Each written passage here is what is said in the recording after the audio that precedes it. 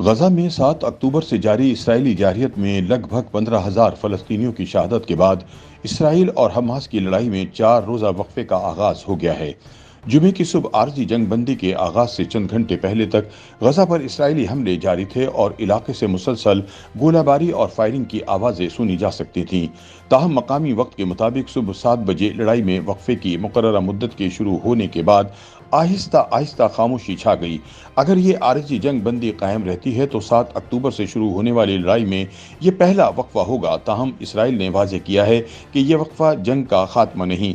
یہ جنگ بندی ہر روز صرف صبح 10 سے شام 4 بجے تک کے درمیان ہوگی۔ توقع ہے کہ 4 دن کی عارضی جنگ بندی کے دوران اسرائیلی فوج اور ان کے ٹینک غزہ کے اندر اپنی پوزیشنوں پر موجود رہیں گے۔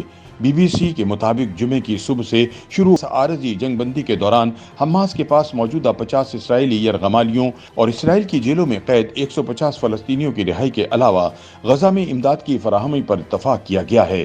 جمعے کی شام پہلے مرحلے میں 13 اسرائیلیوں کو رہا کیا جائے گا، جبکہ اسرائیلی جیلوں سے 4 روز میں 150 خواتین اور بچے بھی آزاد ہوں گے۔ اسرائیل نے حماس کو مزید یرغمالیوں کی رہائی کی ترغیب دیتے ہوئے جنگ بندی کی مدت میں 1 روز کے اضافے کی پیشکش بھی کی تھی۔ اسرائیلی فوج کے ترجمان نے جمعے کی صبح ایک بیان میں کہا کہ انسانی ہمدردی کے تحت یہ وقفہ عارضی ہے۔ انہوں نے غزہ کے شہریوں کو مخاطب کر کے کہا کہ شمالی غزہ ایک خطرناک علاقہ ہے اور شمال کی جانب سفر کرنے کی اجازت نہیں ہے۔ اپنے تحفظ کے لیے جنوب میں ہی رہیں۔ اسرائیلی حکومت نے حماس کا نام و نشان مٹانے کا عزم ظاہر کیا اور تمام یرغمالیوں کی رہائی کی امید ظاہر کی ہے۔ امریکی صدر جو بائیڈن نے کہا کہ یہ معاہدہ غزہ میں موجود اسرائیلی یرغمالیوں کی ناقابل بیان آزمائش کا خاتمہ کرے گا اور معصوم فلسطینی خاندانوں کے مصائب کو کم کرے گا۔ اقوام متحدہ کے مطابق غزہ میں جاری جنگ کے بعد سے 17 لاکھ شہری پہلے ہی اپنے گھر بار چھوڑ چکے ہیں۔ غزہ کے شہریوں کے لیے اس جاری اور وحشیانہ لڑائی سے جلد چھٹکارا ممکن نہیں۔ اس معاہدے کے تحت 4 روز کے وقفے کے دوران امداد لے جانے والے 200 ٹرکوں کو رفح کی کراسنگ کے ذریعے غزہ میں داخل ہونے کی اجازت ہوگی۔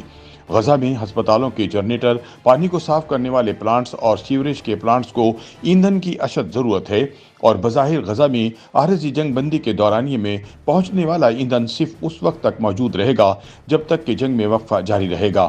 اگرچہ یہ معاہدہ غزہ کے لوگوں کو شمال سے جنوب تک محفوظ راستے کی اجازت دے گا، لیکن یہ شمال سے بے گھر ہونے والے لاکھوں لوگوں کو گھر واپس جانے کی اجازت نہیں دے گا۔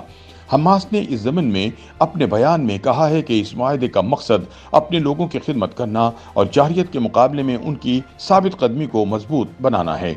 حماس نے خبردار کیا ہے کہ ہماری انگلیاں بندوق کے گھوڑے پر ہیں اور ہمارے فاتح جنگجو اپنے لوگوں کے دفاع اور اسرائیلی جارحیت کو شکست دینے کے لیے تیار رہیں گے۔